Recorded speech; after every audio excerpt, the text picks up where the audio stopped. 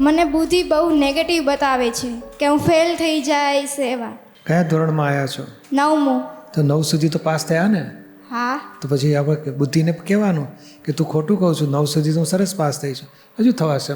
મન બતાડે તો આપણે સોલ્યુશન લાવવાનું કે ના, તારી વાતમાં મારી સહી નથી, એનો એકાકાર નહીં થઈ, દુઃખી નહીં થવાનું, સોલ્વ કરી નાખવાનું.